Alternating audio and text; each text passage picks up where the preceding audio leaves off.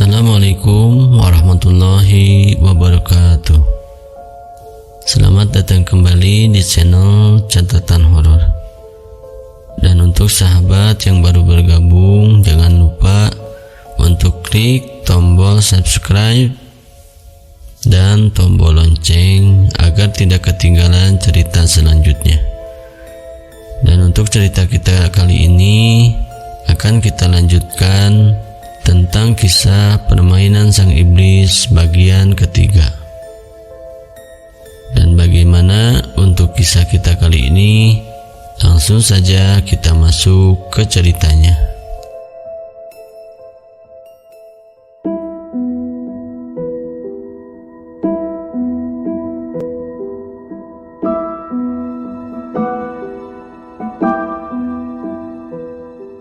Matahari mulai terbit dari timur.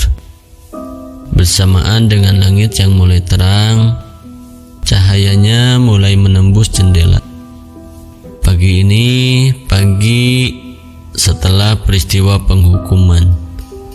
Rasanya sangat sunyi, namun juga tenang.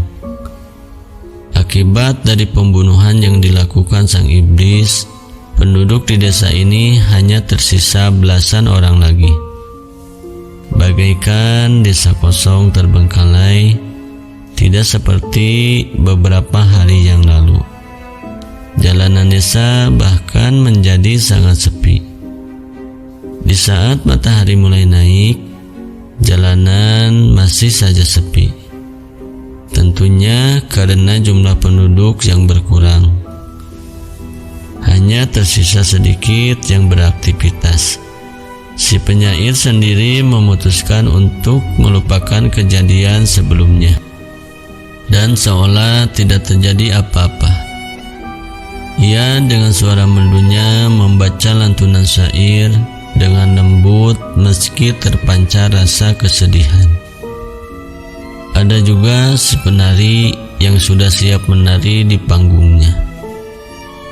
Kaki dan tangannya memang agak kaku karena sudah lama tidak menari. Meski begitu, ia tetap berusaha sekeras mungkin untuk menari dengan indah. Terukir kesedihan di wajah cantiknya. Mungkin ia masih teringat dengan kematian beberapa penduduk. Seperti biasa, si pelukis yang antisosial dan apatis sibuk mencoret-coret cat di kanvas.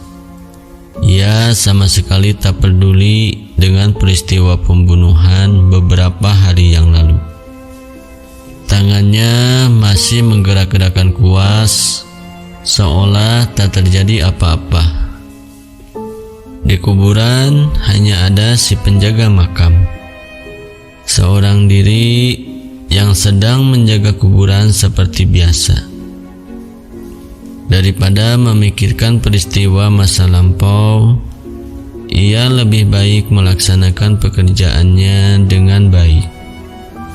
Ketua kampung berdiri di hadapan mereka, orang-orang yang sedang berdoa dengan tenang. Ia juga memberikan sedikit ceramah dan doa-doa mereka terjawabkan. Setelah penghukuman si iblis, suasana desa kembali seperti semula. Para penduduk mencoba untuk melupakan kejadian itu dan fokus menjalankan kehidupan mereka yang sekarang. Kebanyakan dari mereka menggelar pesta meriah untuk merayakan kemenangan. Mereka berhasil membawa cahaya harapan dan memusnahkan si iblis yang terkutuk. Semua orang bersukacita merayakannya, mulai dari bernyanyi, menari, bahkan makan bersama-sama. Sungguh momen yang sangat membahagiakan.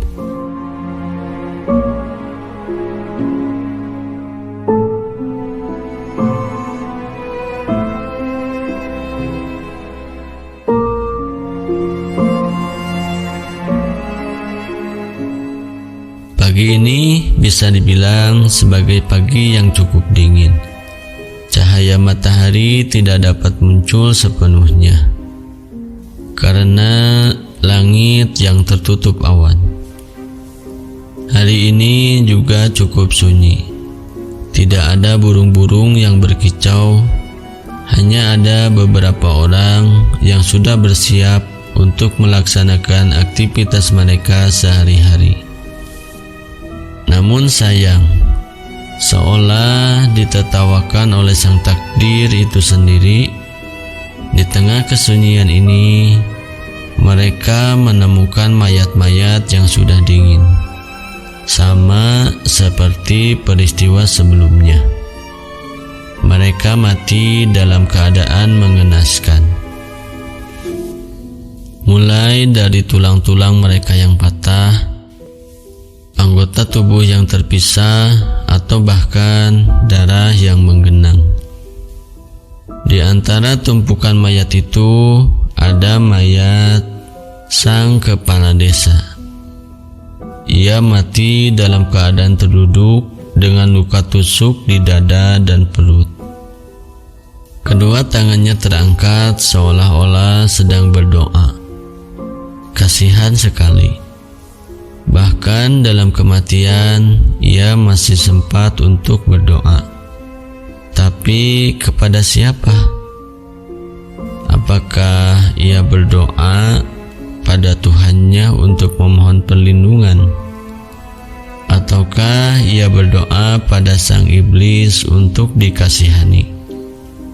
Kentongan kembali berbunyi di pagi yang sunyi ini, seolah mengawal roh si kepala desa menuju gerbang akhirat. Mungkin sekarang Tuhan sedang menertawakan perbuatan para makhluk panah yang bodoh ini, karena pada nyatanya sang iblis belum berhasil dimusnahkan. Sekarang ia masih bersembunyi di antara mereka. Penduduk yang tadinya merasa tenang dan aman kembali panik. Ternyata selama ini mereka salah. Kenyataan bahwa mereka telah menghukum orang yang tak bersalah membuat hati dan pikiran mereka pun dihantui oleh rasa takut. Cepat atau lambat, sang iblis akan membunuh mereka yang berjiwa kotor. Kini hanya tersisa 4 orang di desa itu. Rasa takut dan putus asa kini memenuhi pikiran si penari dan penyair. Si penjaga makam hanya sibuk menguburkan jenazah. Lagi-lagi ia harus bekerja keras. Sementara si pelukis masih tetap tidak peduli. Ia masih melukis layaknya tidak ada hal yang terjadi.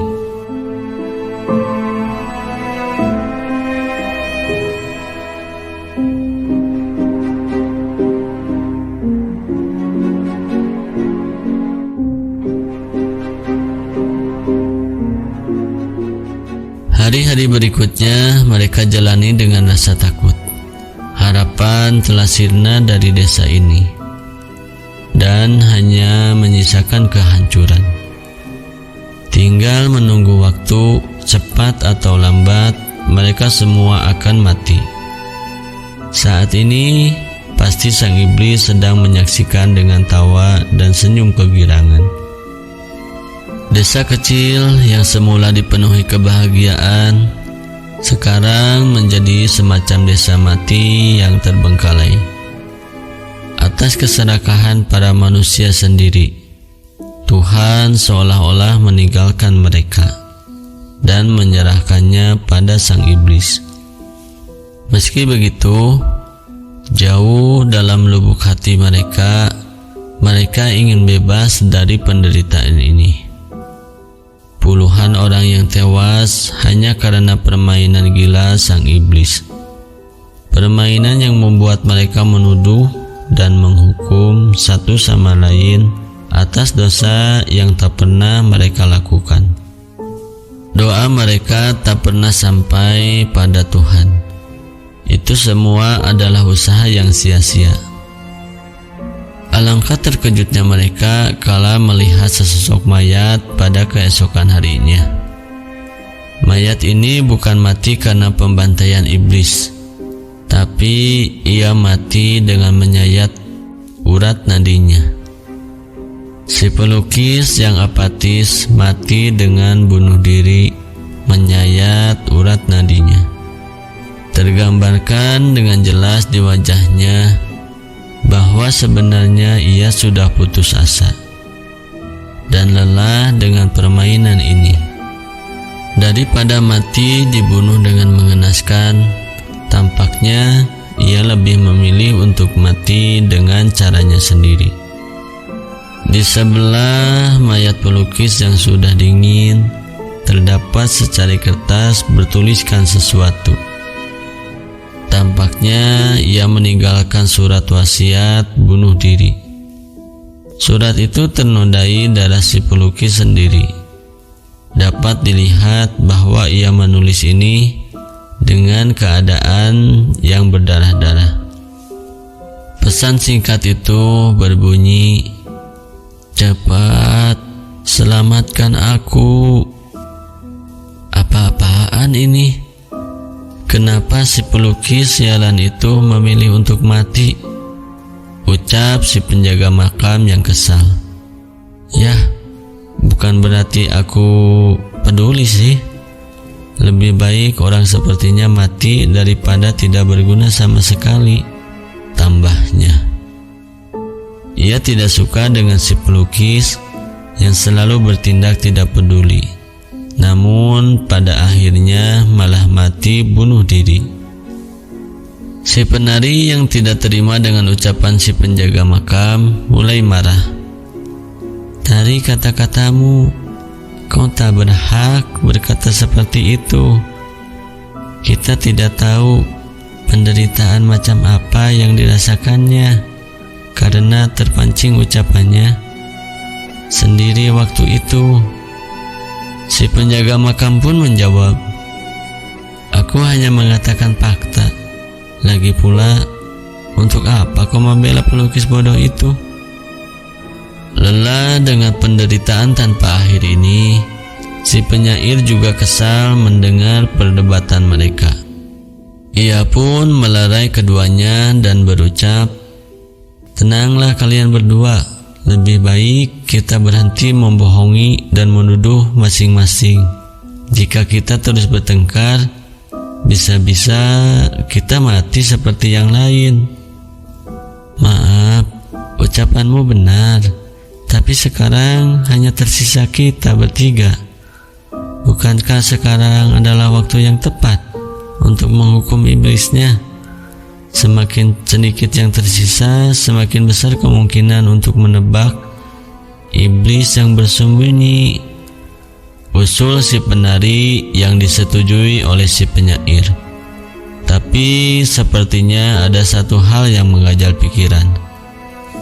Tiba-tiba si penyair berpikir satu pemikiran yang gila yang mungkin saja masuk akal. Tunggu dulu, bagaimana jika sebenarnya tidak ada iblis?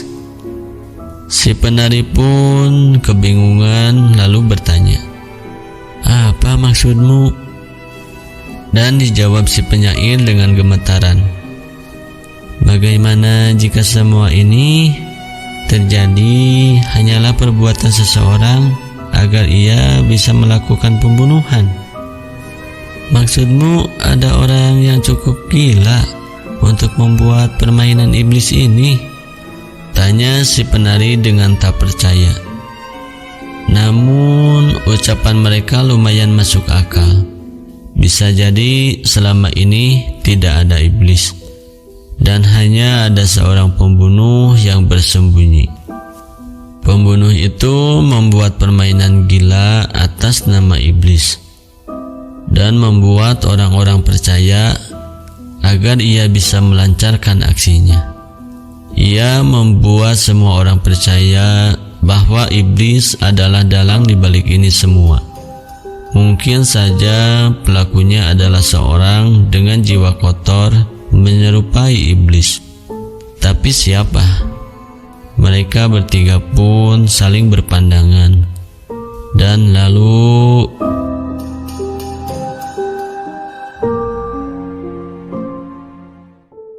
demikianlah sahabat cerita kita malam ini. Dan jangan lupa nyalakan loncengnya agar tidak ketinggalan kelanjutan cerita permainan sang iblis ini. Terima kasih sudah mendengarkan catatan horor. Sampai bertemu di lanjutan kisah berikutnya. Wassalamualaikum warahmatullahi wabarakatuh.